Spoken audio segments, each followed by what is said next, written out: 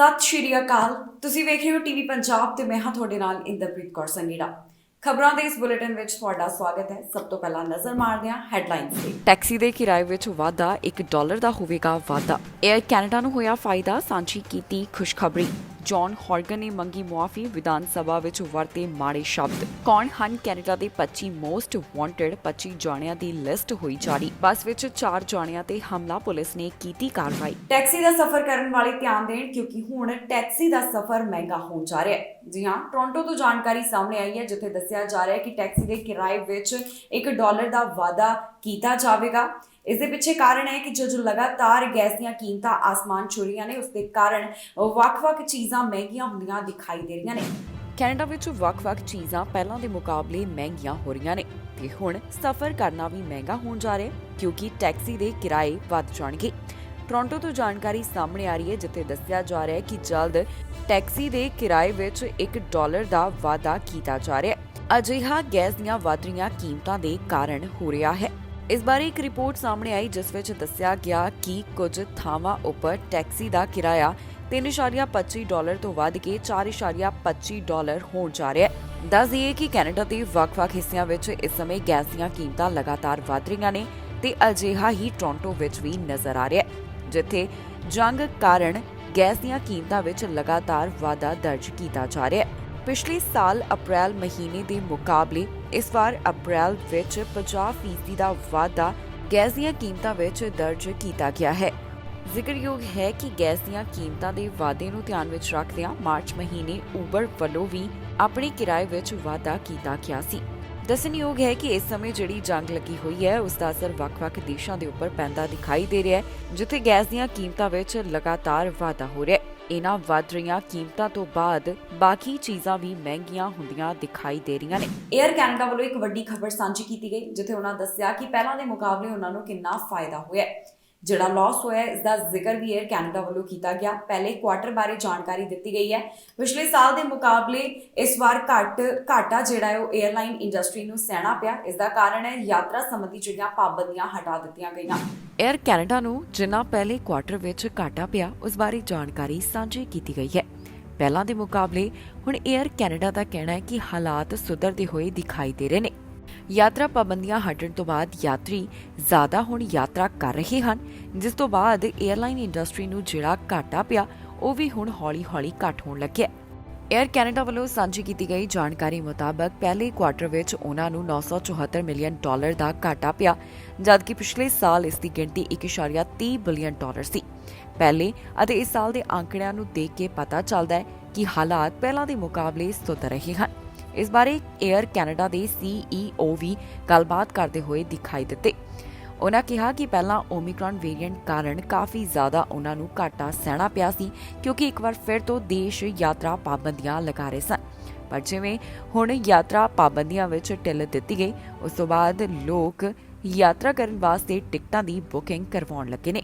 3 ਮਹੀਨੇ ਦੇ ਘਾਟੇ ਬਾਰੇ 에ਅਰਲਾਈਨ ਵੱਲੋਂ ਜਾਣਕਾਰੀ ਸਾਂਝੀ ਕਰਦਿਆਂ ਇਸ ਦੇ ਅੰਕੜੇ $2.72 ਪਰ ਡਿਲਿਊਟ ਸ਼ੇਅਰ ਦੇ ਹਿਸਾਬ ਨਾਲ ਦੱਸੇ ਗਏ, ਜਦਕਿ 2021 ਦੇ ਪਹਿਲੇ ਕੁਆਟਰ ਵਿੱਚ ਇਸ ਦੀ ਗਿਣਤੀ $3.90 ਪਰ ਡਿਲਿਊਟ ਸ਼ੇਅਰ ਦੇ ਤੌਰ ਉੱਪਰ ਦੱਸੀ ਗਈ ਹੈ। ਉਹਨਾਂ ਦੱਸਿਆ ਕਿ ਇਸ ਵਾਰ ਉਹਨਾਂ ਨੂੰ $2.57 ਬਿਲੀਅਨ ਦਾ ਮੁਨਾਫਾ ਵੀ ਹੋਇਆ ਹੈ।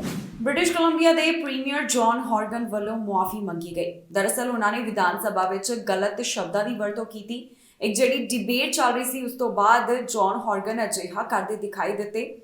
ਬਾਅਦ ਵਿੱਚ ਉਹਨਾਂ ਵੱਲੋਂ ਵਿਧਾਨ ਸਭਾ ਦੇ ਵਿੱਚ ਆਪਣੇ ਸ਼ਬਦਾਂ ਵਾਸਤੇ ਮੁਆਫੀ ਮੰਗੀ ਗਈ।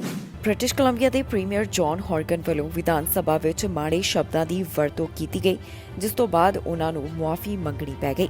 ਜੀ ਹਾਂ, ਜਿਹੜੇ ਸ਼ਬਦ ਉਹਨਾਂ ਵੱਲੋਂ ਵਰਤੇ ਗਏ, ਇਸ ਵਾਸਤੇ ਵਿਧਾਨ ਸਭਾ ਵਿੱਚ ਹੀ ਪ੍ਰੀਮੀਅਰ ਵੱਲੋਂ ਮੁਆਫੀ ਮੰਗੀ ਗਈ।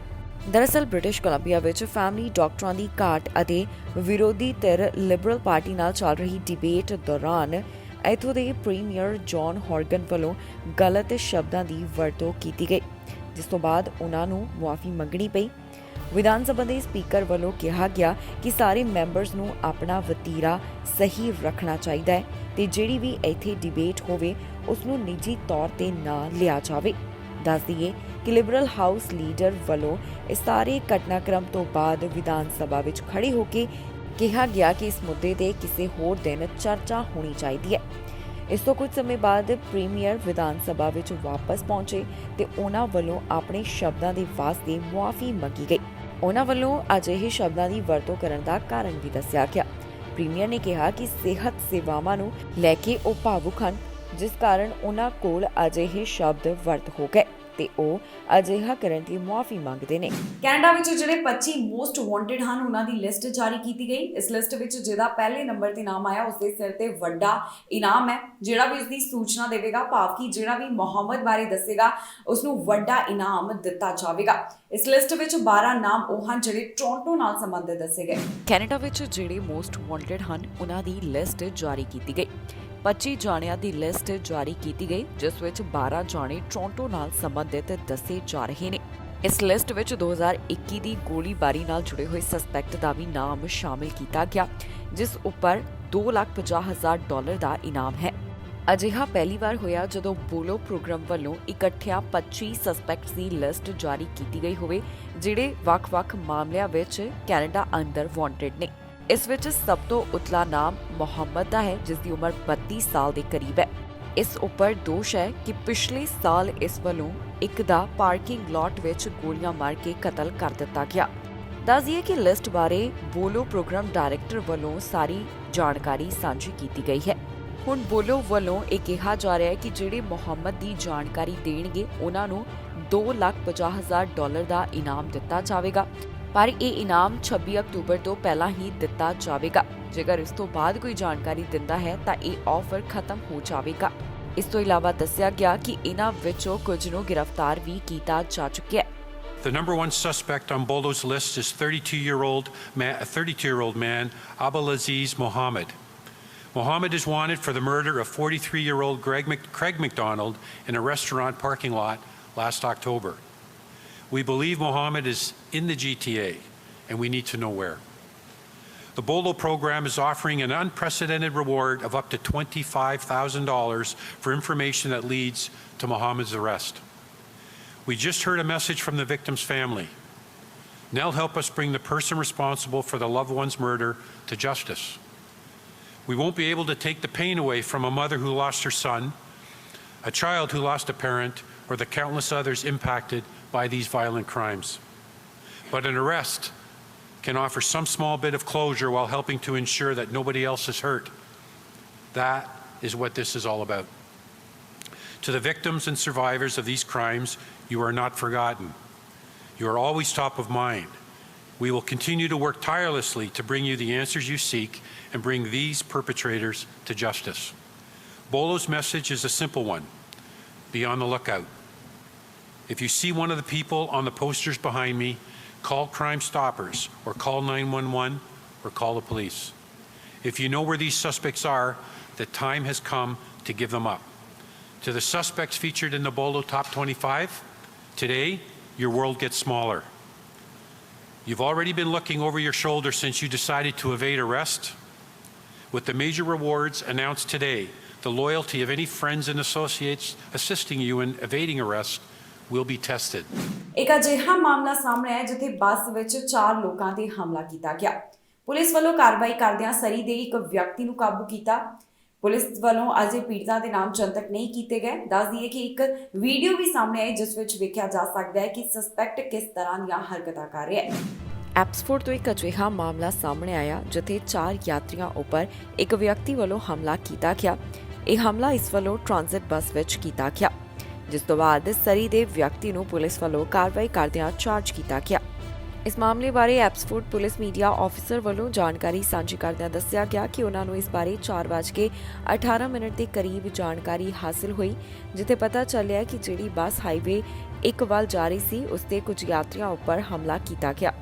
ਦੱਸਿਆ ਗਿਆ ਹੈ ਕਿ ਜਦੋਂ ਆਫੀਸਰਸ ਘਟਨਾ ਵਾਲੀ ਥਾਂ ਦੇ ਉੱਪਰ ਪਹੁੰਚੇ ਤਾਂ ਉਹਨਾਂ ਵੱਲੋਂ ਉਸ ਵਿਅਕਤੀ ਨੂੰ ਗ੍ਰਿਫਤਾਰ ਕੀਤਾ ਗਿਆ, ਜਿਸ ਨੇ ਅਸਾਲਟ ਦੀ ਇਸ ਘਟਨਾ ਨੂੰ ਅੰਜਾਮ ਦਿੱਤਾ। ਸੋਸ਼ਲ ਮੀਡੀਆ ਉੱਪਰ ਇੱਕ 10 ਮਿੰਟ ਦੀ ਵੀਡੀਓ ਵੀ ਜਾਰੀ ਕੀਤੀ ਗਈ ਹੈ, ਜਿਸ ਵਿੱਚ ਵੇਖਿਆ ਜਾ ਸਕਦਾ ਹੈ ਕਿ ਕਿਸ ਤਰ੍ਹਾਂ ਇਹ ਸਸਪੈਕਟ ਬੱਸ ਉੱਪਰ ਕੁਝ ਹਰਕਤਾਂ ਕਰ ਰਿਹਾ ਹੈ। ਜਿਹੜੀ ਔਰਤ ਇਹ ਵੀਡੀਓ ਕਲਿੱਪ ਬਣਾ ਰਹੀ ਸੀ, ਉਸ ਨੂੰ ਵੀ ਇਸ ਵਿਅਕਤੀ ਵੱਲੋਂ ਲਗਾਤਾਰ ਕੁਝ ਨਾ ਕੁਝ ਕਿਹਾ ਜਾ ਰਿਹਾ ਸੀ। ਫਿਰ ਬਾਅਦ ਵਿੱਚ ਵੇਖਿਆ ਗਿਆ ਕਿ ਸਸਪੈਕਟ ਵੱਲੋਂ ਇੱਕ ਵਿਅਕਤੀ ਤੇ ਹਮਲਾ ਕੀਤਾ ਗਿਆ, ਆਸ-ਪਾਸ ਜਿਹੜੇ ਹੋਰ ਪੈਸੇਂਜਰ ਬੈਠੇ ਹੋਏ ਸਨ ਉਹਨਾਂ ਵੱਲੋਂ ਵਿਅਕਤੀ ਨੂੰ ਬਚਾਉਣ ਦੀ ਕੋਸ਼ਿਸ਼ ਕੀਤੀ ਗਈ। ਵੀਡੀਓ ਦੇ ਰਾਹੀਂ ਕੁਝ ਬਲਰ ਤਸਵੀਰਾਂ ਵੀ ਜਾਰੀ ਕੀਤੀਆਂ ਗਈਆਂ ਨੇ। ਦੱਸ ਦਈਏ ਕਿ ਪੁਲਿਸ ਵੱਲੋਂ ਜਿਸ ਵਿਅਕਤੀ ਉੱਪਰ ਕਾਰਵਾਈ ਕੀਤੀ ਗਈ ਉਸ ਦਾ ਨਾਮ ਡੇਵਿਡ ਦੱਸਿਆ ਗਿਆ, ਜਿਸ ਦੀ ਉਮਰ 45 ਸਾਲ ਦੇ ਕਰੀਬ ਹੈ। ਇਸ ਉੱਪਰ 3 ਕਾਊਂਟ ਆਫ ਅਸੌਲਟ ਅਤੇ 1 ਕਾਊਂਟ ਅਸੌਲਟ ਵਿਦ ਵੈਪਨ ਵਰਗੇ ਚਾਰजेस ਲਗਾਏ ਗਏ ਨੇ। ਪੁਲਿਸ ਦਾ ਕਹਿਣਾ ਹੈ ਕਿ ਜੇਕਰ ਕਿਸੇ ਨੂੰ ਵੀ ਇਸ ਬਾਰੇ ਕੋਈ ਜਾਣਕਾਰੀ ਹੋਵੇ ਤਾਂ ਉਹਨਾਂ ਨਾਲ ਜ਼ਰੂਰ ਸੰਪਰਕ ਕਰੇ। ਪੁਲਿਸ ਵਿਭਾਗ ਨਾਲ 604 859 5225 ਉੱਪਰ ਕਾਲ ਕਰਕੇ ਜਾਣਕਾਰੀ ਸਾਂਝੀ ਕੀਤੀ ਜਾ ਸਕਦੀ ਹੈ। ਕੈਨੇਡਾ ਦੇ ਇੱਕ ਸਕੂਲ ਤੋਂ ਅਜਿਹਾ ਮਾਮਲਾ ਸਾਹਮਣੇ ਆਇਆ ਜਿੱਥੇ ਸਕੂਲ ਦੇ ਬਾਹਰ 2 ਬੱਚਿਆਂ ਉੱਪਰ ਚਾਕੂ ਨਾਲ ਹਮਲਾ ਕੀਤਾ ਗਿਆ। ਪੁਲਿਸ ਵੱਲੋਂ ਇਸ ਮਾਮਲੇ ਵਿੱਚ ਕਾਰਵਾਈ ਕਰਦਿਆਂ ਇੱਕ 15 ਸਾਲਾ ਲੜਕੇ ਨੂੰ ਹਿਰਾਸਤ ਵਿੱਚ ਲਿਆ ਗਿਆ ਹੈ। ਪੀੜਤਾਂ ਦੇ ਤੇ ਸਸਪੈਕਟ ਦੇ ਨਾਮ ਅਜੇ ਉਹਨਾਂ ਵੱਲੋਂ ਜਨਤਕ ਨਹੀਂ ਕੀਤੇ ਗਏ। ਸਕੂਲ ਦੇ ਬਾਹਰ 2 ਬੱਚਿਆਂ ਉੱਪਰ ਚਾਕੂ ਨਾਲ ਹਮਲਾ ਕੀਤਾ ਗਿਆ, ਜਿਸ ਤੋਂ ਬਾਅਦ ਪੁਲਿਸ ਨੇ ਕਾਰਵਾਈ ਕਰਦਿਆਂ 15 ਸਾਲਾ ਲੜਕੇ ਨੂੰ ਗ੍ਰਿਫਤਾਰ ਕੀਤਾ ਹੈ। ਇਹ ਮਾਮਲਾ ਮਿਸੀਸਾਗਾ ਹਾਈ ਸਕੂਲ ਨਾਲ ਸੰਬੰਧਿਤ ਦੱਸਿਆ ਗਿਆ, ਜਿੱਥੇ ਸਕੂਲ ਬਾਹਰ 2 ਬੱਚਿਆਂ ਉੱਪਰ ਹਮਲਾ ਕੀਤਾ ਗਿਆ। ਪੀਲ ਰੀਜਨਲ ਪੁਲਿਸ ਵੱਲੋਂ ਇਸ ਬਾਰੇ ਜਾਣਕਾਰੀ ਸਾਂਝੀ ਕਰਦਿਆਂ ਦੱਸਿਆ ਗਿਆ, ਇਸ ਬਾਰੇ ਉਹਨਾਂ ਨੂੰ 12:22 ਤੇ ਜਾਣਕਾਰੀ ਹਾਸਲ ਹੋਈ। ਜਦੋਂ ਆਫੀਸਰਸ ਘਟਨਾ ਵਾਲੀ ਥਾਂ ਦੇ ਉੱਪਰ ਪਹੁੰਚੇ ਤਾਂ ਉਹਨਾਂ ਦੇਖਿਆ ਕਿ 2 ਜਾਣੇ ਇੱਥੇ ਜ਼ਖਮੀ ਸਨ। ਇਹਨਾਂ ਦੋਹਾਂ ਪੀੜਤਾਂ ਦੀ ਉਮਰ 18 ਸਾਲ ਦੇ ਕਰੀਬ ਦੱਸੀ ਗਈ ਹੈ, ਜਿਨ੍ਹਾਂ ਨੂੰ ਹਸਪਤਾਲ ਵਿੱਚ ਭਰਤੀ ਕਰਵਾਇਆ ਗਿਆ। ਦੱਸਿਆ ਜਾ ਰਿਹਾ ਹੈ ਕਿ ਪਹਿਲਾਂ ਆਪਸ ਵਿੱਚ ਝਗੜਾ ਹੋਇਆ ਤੇ ਬਾਅਦ ਵਿੱਚ ਗੱਲ ਇੱਥੋਂ ਤੱਕ ਪਹੁੰਚ ਗਈ ਕਿ 2 ਜਾਣਿਆਂ ਉੱਪਰ ਇੱਕ ਵੱਲੋਂ ਚਾਕੂ ਨਾਲ ਹਮਲਾ ਕਰ ਦਿੱਤਾ ਗਿਆ। ਇਹ ਮਾਮਲਾ ਸਾਹਮਣੇ ਆਉਣ ਤੋਂ ਬਾਅਦ ਸਕੂਲ ਵਿੱਚ ਲਾਕਡਾਊਨ ਲਗਾ ਦਿੱਤਾ ਗਿਆ। ਆਫੀਸਰਸ ਦੇ ਦੱਸਣ ਮੁਤਾਬਕ ਜਿਹੜਾ ਇਸ ਘਟਨਾ ਨਾਲ ਜੁੜਿਆ ਹੋਇਆ ਸਸਪੈਕਟ ਸੀ ਉਹ ਮੌਕੇ ਤੋਂ ਫਰਾਰ ਹੋ ਗਿਆ ਤੇ ਬਾਅਦ ਵਿੱਚ ਇਸ ਨੂੰ ਪੁਲਿਸ ਵੱਲੋਂ ਹਿਰਾਸਤ ਵਿੱਚ ਲਿਆ ਗਿਆ, ਜਿਸ ਉੱਪਰ ਪੁਲਿਸ ਵੱਲੋਂ ਚਾਰजेस ਲਗਾਏ ਜਾਣਗੇ। ਫਿਲਹਾਲ ਅਜੇ ਤੱਕ ਇਹ ਸਪਸ਼ਟ ਨਹੀਂ ਹੋ ਸਕਿਆ ਕਿ ਇਸ ਸਸਪੈਕਟ ਸਕੂਲ ਨਾਲ ਸੰਬੰਧਿਤ ਹੈ ਜਾਂ ਫਿਰ ਨਹੀਂ। ਪੁਲਿਸ ਮਾਮਲੇ ਦੀ ਜਾਂਚ ਕਰ ਰਹੀ ਹੈ। ਉਹਨਾਂ ਦਾ ਕਹਿਣਾ ਹੈ ਕਿ ਜੇਕਰ ਕਿਸੇ ਨੂੰ ਇਸ ਬਾਰੇ ਕੋਈ ਜਾਣਕਾਰੀ ਹੋਵੇ ਤਾਂ ਉਹਨਾਂ ਨਾਲ ਜ਼ਰੂਰ ਸੰਪਰਕ ਕਰਨ। ਫਿਲਹਾਲ ਪੀੜਤਾਂ ਦੇ ਨਾਮ ਵੀ ਉਹਨਾਂ ਵੱਲੋਂ ਜਨਤਕ ਨਹੀਂ ਕੀਤੇ ਗਏ। ਟੱਕਰ ਲੱਗਣ ਕਾਰਨ ਇੱਕ ਦੀ ਮੌਤ ਹੋ ਗਈ ਤੇ ਪੁਲਿਸ ਮਾਮਲੇ ਦੀ ਜਾਂਚ ਕਰ ਰਹੀ ਹੈ। ਪੀੜਤ ਦਾ ਨਾਮ ਅਜੇ ਜਨਤਕ ਨਹੀਂ ਕੀਤਾ ਗਿਆ। ਮਾਮਲੇ ਦੀ ਜਾਂਚ ਜਾਰੀ ਹੈ।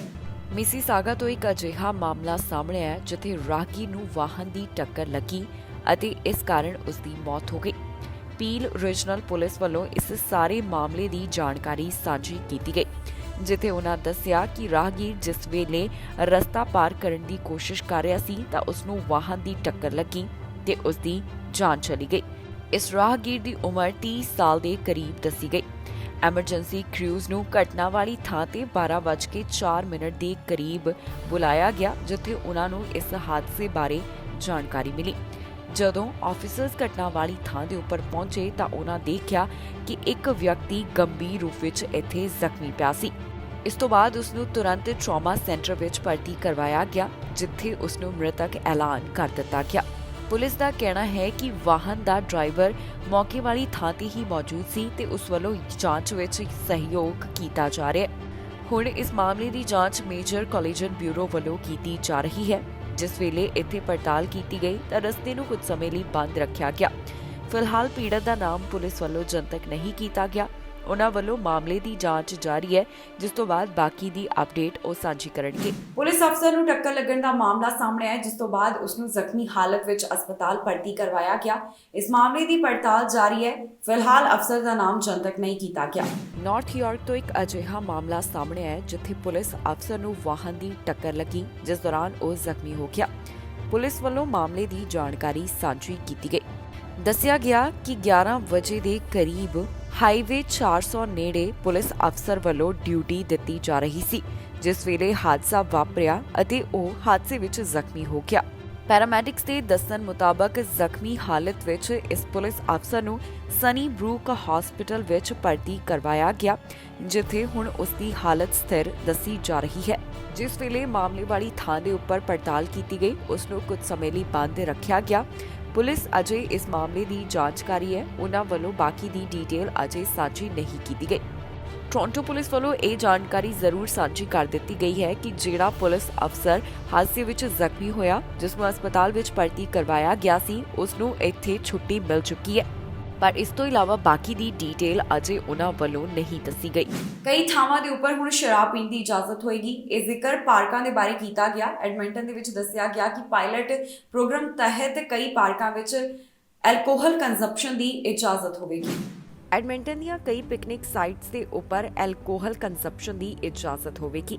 ਜੀ ਹਾਂ, ਐਡਮਿੰਟਨ ਵੱਲੋਂ ਆਪਣੇ ਪਾਇਲਟ ਪ੍ਰੋਗਰਾਮ ਨੂੰ ਅੱਗੇ ਵਧਾਇਆ ਜਾ ਰਿਹਾ ਹੈ, ਜਿਸ ਤੋਂ ਬਾਅਦ ਕਈ ਪਿਕਨਿਕ ਸਾਈਟਸ ਉੱਪਰ ਲੋਕ ਬੈਠ ਕੇ ਸ਼ਰਾਬ ਪੀ ਸਕਣਗੇ। ਦੱਸਿਆ ਜਾ ਰਿਹਾ ਹੈ ਕਿ 1 ਮਈ ਤੋਂ 124 ਪਿਕਨਿਕ ਸਾਈਟਸ ਉੱਪਰ ਇਜਾਜ਼ਤ ਹੋਵੇਗੀ ਕਿ ਸਵੇਰੇ 11 ਤੋਂ ਸ਼ਾਮ 9 ਵਜੇ ਤੱਕ ਐਲਕੋਹਲ ਕੰਜ਼ਿਊਮ ਕੀਤੀ ਜਾ ਸਕੇ। ਇਹ ਪ੍ਰੋਗਰਾਮ ਇੱਥੇ 10 ਅਕਤੂਬਰ 2022 ਤੱਕ ਜਾਰੀ ਰਹਿਣ ਵਾਲਾ ਹੈ। ਦੱਸ ਦਈਏ ਕਿ ਇਹ ਇਸ ਪ੍ਰੋਗਰਾਮ ਦਾ ਦੂਸਰਾ ਸਾਲ ਹੈ। ਪਿਛਲੇ ਸਾਲ ਵੀ ਇਸ ਬਾਰੇ ਜਾਣਕਾਰੀ ਸਾਹਮਣੇ ਆਈ ਸੀ, ਜਿੱਥੇ ਕਈ ਜਗ੍ਹਾ ਦੇ ਉੱਪਰ ਇਸ ਪ੍ਰੋਗਰਾਮ ਨੂੰ ਲਿਆਂਦਾ ਗਿਆ। 2021 ਵਿੱਚ ਪਾਇਲਟ ਪ੍ਰੋਜੈਕਟ ਮਈ ਮਹੀਨੇ ਦੌਰਾਨ ਜਾਰੀ ਕੀਤਾ ਗਿਆ, ਜੋ ਕਿ ਇੱਥੇ ਅਕਤੂਬਰ ਮਹੀਨੇ ਤੱਕ ਬਰਕਰਾਰ ਰਿਹਾ। ਇਸ ਦੌਰਾਨ 47 ਪਿਕਨਿਕ ਸਾਈਟਸ ਉੱਪਰ ਐਲਕੋਹਲ ਕੰਜ਼ੰਪਸ਼ਨ ਦੀ ਇਜਾਜ਼ਤ ਦਿੱਤੀ ਗਈ ਸੀ। ਦੱਸ ਦਈਏ ਕਿ ਇਸ ਬਾਰੇ ਸ਼ਹਿਰ ਵੱਲੋਂ ਇੱਕ ਆਨਲਾਈਨ ਸਰਵੇ ਵੀ ਕਰਵਾਇਆ ਗਿਆ ਸੀ, ਜਿਸ ਵਿੱਚ ਲੋਕਾਂ ਵੱਲੋਂ ਆਪਣੇ ਵਿਚਾਰ ਸਾਂਝੇ ਕੀਤੇ ਗਏ। ਕਈਆਂ ਨੇ ਇਸ ਨੂੰ ਪੋਜ਼ਿਟਿਵ ਦੱਸਿਆ ਤੇ ਕਈਆਂ ਦਾ ਇਸ ਬਾਰੇ ਕੁਝ ਹੋਰ ਹੀ ਵਿਚਾਰ ਸੀ। 3868 ਰਿਸਪੋਂਡੈਂਟਸ ਵੱਲੋਂ ਆਪਣਾ ਤਜਰਬਾ ਕਾਫੀ ਪੋਜ਼ਿਟਿਵ ਸਾਂਝਾ ਕੀਤਾ ਗਿਆ।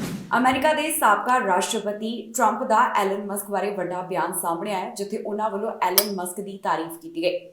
ਟਰੰਪ ਨੂੰ ਸਵਾਲ ਪੁੱਛਿਆ ਗਿਆ ਸੀ ਕਿ ਕੀ ਉਹ ਟਵਿੱਟਰ ਉੱਪਰ ਵਾਪਸੀ ਕਰਨਗੇ। ਇਸ ਦਾ ਜਵਾਬ ਜਿਹੜਾ ਹੈ ਉਹ ਡੋਨਲਡ ਟਰੰਪ ਵੱਲੋਂ ਦਿੱਤਾ ਗਿਆ। ਉਹਨਾਂ ਦਾ ਕੀ ਕਹਿਣਾ ਹੈ ਤੁਹਾਨੂੰ ਦੱਸਾਂਗੇ ਇਸ ਖਬਰ ਵਿੱਚ। ਐਲਨ ਮਸਕ ਨੇ ਟਵਿੱਟਰ ਖਰੀਦਿਆ ਤੇ ਇਸ ਤੋਂ ਬਾਅਦ ਹੁਣ ਟਰੰਪ ਦਾ ਵੀ ਇੱਕ ਜਵਾਬ ਸਾਹਮਣੇ ਆਇਆ, ਜਿੱਥੇ ਉਹਨਾਂ ਦੱਸਿਆ ਕਿ ਅਜੇ ਇਸ ਨੂੰ ਲੈ ਕੇ ਕੋਈ ਵੀ ਵਿਚਾਰ ਨਹੀਂ ਕਿ ਉਹ ਟਵਿੱਟਰ ਉੱਪਰ ਵਾਪਸੀ ਕਰਨਗੇ।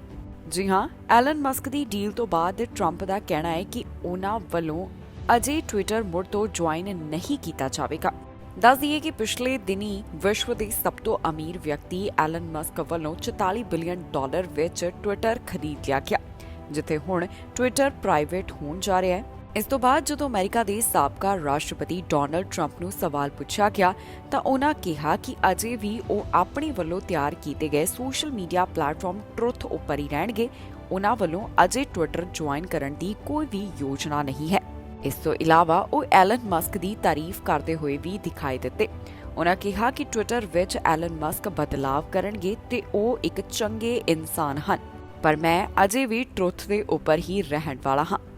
ਜ਼ਿਕਰਯੋਗ ਹੈ ਕਿ 6 ਜਨਵਰੀ ਨੂੰ ਜਿਹੜੀ ਘਟਨਾ ਵਾਪਰੀ ਸੀ, ਉਸ ਤੋਂ ਬਾਅਦ ਸਾਬਕਾ ਰਾਸ਼ਟਰਪਤੀ ਡੋਨਲਡ ਟਰੰਪ ਨੂੰ ਵੱਖ-ਵੱਖ ਸੋਸ਼ਲ ਮੀਡੀਆ ਪਲੇਟਫਾਰਮ ਤੋਂ ਬੈਨ ਕਰ ਦਿੱਤਾ ਗਿਆ।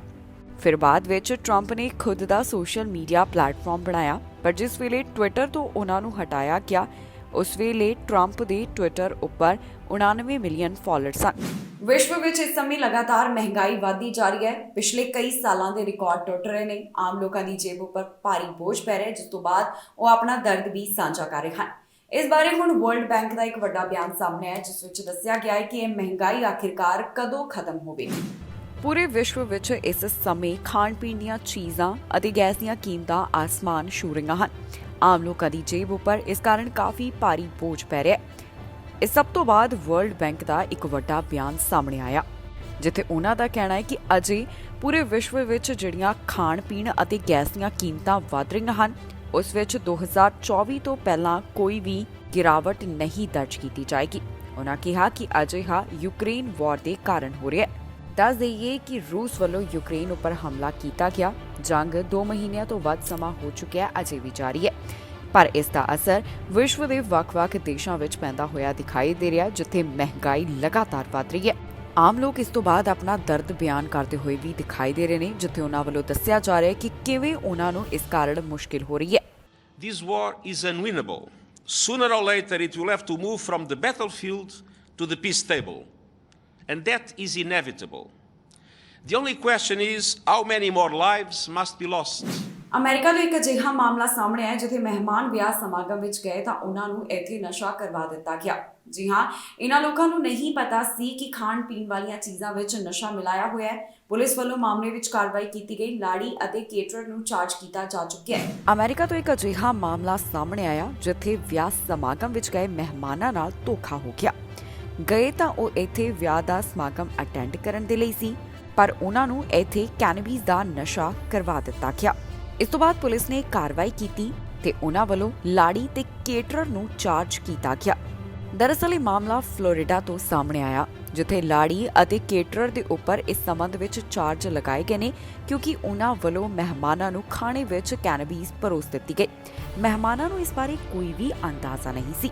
ਉਹ ਤਾਂ ਆਮ ਵਾਂਗ ਹੀ ਖਾਣੇ ਦਾ ਲੁਤਫ ਉਠਾ ਰਹੇ ਸਨ, ਪਰ ਉਹਨਾਂ ਨੂੰ ਕੀ ਪਤਾ ਸੀ ਖਾਣੇ ਵਿੱਚ ਕੈਨੇਬੀਸ ਮਲਾਈ ਹੋਈ ਹੈ।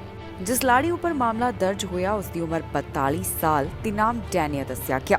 ਕੇਟਰਰ ਦੀ ਉਮਰ 31 ਸਾਲ ਦੱਸੀ ਗਈ ਤੇ ਉਸ ਦਾ ਨਾਮ ਬ੍ਰਾਂਡ ਦੇ ਤੌਰ ਤੇ ਉੱਪਰ ਸਾਂਝਾ ਕੀਤਾ ਗਿਆ ਹੈ।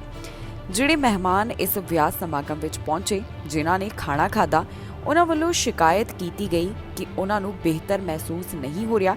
ਕਈਆਂ ਦਾ ਕਹਿਣਾ ਸੀ ਉਹਨਾਂ ਨੂੰ ਇਉਂ ਮਹਿਸੂਸ ਹੋਇਆ ਜਿਵੇਂ ਕਿਸੇ ਨੇ ਉਹਨਾਂ ਨੂੰ ਨਸ਼ਾ ਕਰਵਾ ਦਿੱਤਾ ਹੋਵੇ। ਕਈ ਲੋਕ ਵਿਆਹ ਦਾ ਖਾਣਾ ਖਾ ਕੇ ਬਿਮਾਰ ਵੀ ਪੈ ਗਏ।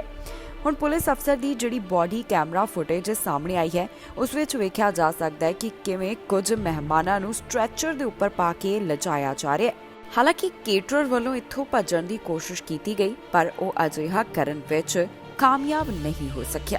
ਹੁਣ ਪੁਲਿਸ ਵੱਲੋਂ ਮਾਮਲੇ ਦੀ ਵਧੇਰੇ ਜਾਂਚ ਕੀਤੀ ਜਾ ਰਹੀ ਹੈ। ਇਸ ਖਬਰ ਵਿੱਚ ਜਾਣਕਾਰੀ ਤੁਹਾਡੇ ਨਾਲ ਸਾਂਝੀ ਕਰਾਂਗੇ ਕਿ ਕੈਨੇਡਾ ਦੇ ਕਿਹੜੇ ਹਿੱਸੇ ਤੋਂ ਕਿੰਨੇ ਕੋਰੋਨਾ ਵਾਇਰਸ ਦੇ ਮਾਮਲੇ ਸਾਹਮਣੇ ਆਏ। ਇਸ ਸਮੇਂ ਕੈਨੇਡਾ ਵਿੱਚ ਕੋਰੋਨਾ ਵਾਇਰਸ ਦੇ ਕੀ ਹਾਲਾਤ ਬਣੇ ਹੋਏ ਨੇ, ਤੁਹਾਨੂੰ ਦੱਸਾਂਗੇ ਇਸ ਖਬਰ ਵਿੱਚ। ਓਨਟਾਰੀਓ ਦੇ ਹਸਪਤਾਲ ਵਿੱਚ 1000 ਤੋਂ ਵੱਧ ਮਰੀਜ਼ਾਂ ਦੀ ਗਿਣਤੀ ਹੈ, ਜਿਨ੍ਹਾਂ ਦਾ ਕੋਰੋਨਾ ਵਾਇਰਸ ਕਾਰਨ ਇਲਾਜ ਚੱਲ ਰਿਹਾ ਹੈ। ਇੱਥੇ ਦੱਸਿਆ ਜਾ ਰਿਹਾ ਹੈ ਕਿ ਹਸਪਤਾਲ ਵਿੱਚ 1730 ਮਰੀਜ਼ ਅਜਿਹੇ ਨੇ ਜਿਨ੍ਹਾਂ ਨੂੰ ਕੋਰੋਨਾ ਵਾਇਰਸ ਕਾਰਨ ਭਰਤੀ ਕਰਵਾਇਆ ਗਿਆ। ਇੰਟੈਂਸਿਵ ਕੇਅਰ ਅਧੀਨ 219 ਦੀ ਗਿਣਤੀ ਦੱਸੀ ਗਈ ਹੈ। ਪੈਂਡੈਮਿਕ ਦੀ ਸ਼ੁਰੂਆਤ ਤੋਂ ਲੈ ਕੇ ਹੁਣ ਤੱਕ ਇੱਥੇ ਕਈ ਮਾਮਲੇ ਸਾਹਮਣੇ ਆ ਚੁੱਕੇ ਨੇ। 24 ਘੰਟਿਆਂ ਬਾਰੇ ਜਿਹੜੀ ਜਾਣਕਾਰੀ ਦਿੱਤੀ ਗਈ, ਉਸ ਮੁਤਾਬਕ ਬੀਤੇ 24 ਘੰਟਿਆਂ ਦੌਰਾਨ 1827 ਕੇਸਿਸ ਰਿਕਾਰਡ ਕੀਤੇ ਗਏ। ਪੈਂਡੈਮਿਕ ਦੀ ਸ਼ੁਰੂਆਤ ਤੋਂ ਲੈ ਕੇ ਹੁਣ ਤੱਕ ਕੁੱਲ 12 ਲੱਖ ਤੋਂ ਵੱਧ ਕੇਸਿਸ ਸਾਹਮਣੇ ਆ ਚੁੱਕੇ ਹਨ। ਇਸ ਤੋਂ ਇਲਾਵਾ ਜਿਹੜੀਆਂ 24 ਘੰਟਿਆਂ ਦੌਰਾਨ ਮੌਤਾਂ ਹੋਈਆਂ, ਉਸ ਤੋਂ ਬਾਅਦ ਮੌਤਾਂ ਦਾ ਅੰਕੜਾ 13,000 ਤੋਂ ਉੱਪਰ ਸਾਂਝਾ ਕੀਤਾ ਗਿਆ। ਟੈਸਟ ਪੋਜ਼ਿਟਿਵਿਟੀ ਰੇਟ 13.2% ਦੱਸਿਆ ਗਿਆ ਹੈ। ਵੈਕਸੀਨੇਸ਼ਨ ਦੀ ਜਾਣਕਾਰੀ ਮੁਤਾਬਕ 91% ਤੋਂ ਵੱਧ ਲੋਕ ਅਜਿਹੇ ਹਨ ਜਿਨ੍ਹਾਂ ਵੱਲੋਂ ਕੋਵਿਡ-19 ਵੈਕਸੀਨ ਦੀਆਂ ਦੋਨੋਂ ਡੋਜ਼ਸ ਹਾਸਲ ਕਰ ਲਈਆਂ ਗਈਆਂ ਨੇ। 93% ਉਹ ਹਨ ਜਿਨ੍ਹਾਂ ਨੇ ਕੋਵਿਡ-19 ਵੈਕਸੀਨ ਦਾ ਪਹਿਲਾ ਟੀਕਾ ਲਵਾਇਆ ਤੇ 56.3% ਨੇ ਤਿੰਨੋਂ ਟੀਕੇ ਲਗਵਾ ਲਏ। 5 ਸਾਲ ਤੋਂ 11 ਸਾਲ ਵਾਲਿਆਂ ਵਿੱਚ 56.1% ਦੀ ਆਬਾਦੀ ਵੱਲੋਂ ਕੋਵਿਡ-19 ਵੈਕਸੀਨ ਦੀ ਪਹਿਲੀ ਡੋਜ਼ ਤੇ 35% ਦੀ ਆਬਾਦੀ ਇਸ ਸਮੇਂ ਫੁੱਲੀ ਵੈਕਸੀਨੇਟਡ ਦੱਸੀ ਜਾ ਰਹੀ ਹੈ। ਕਿਊਬੈਕ ਦੇ ਹਸਪਤਾਲ ਵਿੱਚ 2000 ਤੋਂ ਵੱਧ ਮਰੀਜ਼ਾਂ ਦੀ ਗਿਣਤੀ ਹੈ ਜਿਨ੍ਹਾਂ ਦਾ ਹਸਪਤਾਲ ਵਿੱਚ ਇਲਾਜ ਚੱਲ ਰਿਹਾ ਹੈ। ਇੱਥੇ 2409 ਮਰੀਜ਼ ਅਜਿਹੇ ਨੇ ਜਿਨ੍ਹਾਂ ਨੂੰ ਕੋਰੋਨਾ ਵਾਇਰਸ ਕਾਰਨ ਭਰਤੀ ਕਰਵਾਇਆ ਗਿਆ। ਇੰਟੈਂਸਿਵ ਕੇਅਰ ਅਧੀਨ 90 ਦਾ ਅੰਕੜਾ ਸਾਂਝਾ ਕੀਤਾ ਗਿਆ। ਪ੍ਰੋਵਿੰਸ ਵਿੱਚ 24 ਘੰਟੇ ਦੌਰਾਨ 1670 ਕੁੱਲ ਕੋਰੋਨਾ ਦੇ ਕੇਸ ਸਾਹਮਣੇ ਆਏ ਤੇ 32 ਮੌਤਾਂ ਇਸ ਵਾਇਰਸ ਕਾਰਨ ਹੋ ਗਈਆਂ। ਪੈਂਡੈਮਿਕ ਦੀ ਸ਼ੁਰੂਆਤ ਤੋਂ ਲੈ ਕੇ ਹੁਣ ਤੱਕ ਕੁੱਲ 10,35,595 ਕੋਰੋਨਾ ਦੇ ਮਾਮਲੇ ਸਾਹਮਣੇ ਆ ਚੁੱਕੇ ਨੇ। 14,906 ਮੌਤਾਂ ਇਸ ਵਾਇਰਸ ਕਾਰਨ ਹੋ ਚੁੱਕੀਆਂ ਨੇ। ਵੈਕਸੀਨੇਸ਼ਨ ਦੀ ਜਾਣਕਾਰੀ ਮੁਤਾਬਕ 5 ਸਾਲ ਤੇ ਇਸ ਤੋਂ ਵੱਧ ਉਮਰ ਵਾਲਿਆਂ ਵਿੱਚ 91% ਆਬਾਦੀ ਵੱਲੋਂ ਕੋਵਿਡ-19 ਵੈਕਸੀਨ ਦੀ ਪਹਿਲੀ ਡੋਜ਼, 87% ਆਬਾਦੀ ਵੱਲੋਂ ਕੋਵਿਡ-19 ਵੈਕਸੀਨ ਦੀਆਂ 2 ਡੋਜ਼ ਤੇ 54% ਆਬਾਦੀ ਵੱਲੋਂ ਕੋਵਿਡ-19 ਵੈਕਸੀਨ ਦੇ ਤਿੰਨੋਂ ਟੀਕੇ ਲਗਵਾ ਲਏ ਗਏ ਨੇ। ਦੱਸ ਦਈਏ ਕਿ ਪਹਿਲਾਂ ਦੇ ਮੁਕਾਬਲੇ ਸੂਬਿਆਂ ਵਿੱਚ ਕੋਰੋਨਾ ਦੇ ਕੇਸਿਸ ਵਧ ਰਹੇ ਹਨ। ਇਸ ਦੇ ਨਾਲ ਹੀ ਜਾਂਦੇ ਇੱਕ ਵਾਰ ਫਿਰ ਤੋਂ ਨਜ਼ਰ ਮਾਰਦੇ ਹਾਂ ਹੈਡਲਾਈਨਸ ਤੇ। ਟੈਕਸੀ ਦੇ ਕਿਰਾਏ ਵਿੱਚ ਵਾਧਾ, $1 ਦਾ ਹੋਵੇਗਾ ਵਾਧਾ। 에ਅਰ ਕੈਨੇਡਾ ਨੂੰ ਹੋਇਆ ਫਾਇਦਾ, ਸਾਂਝੀ ਕੀਤੀ ਖੁਸ਼ਖਬਰੀ।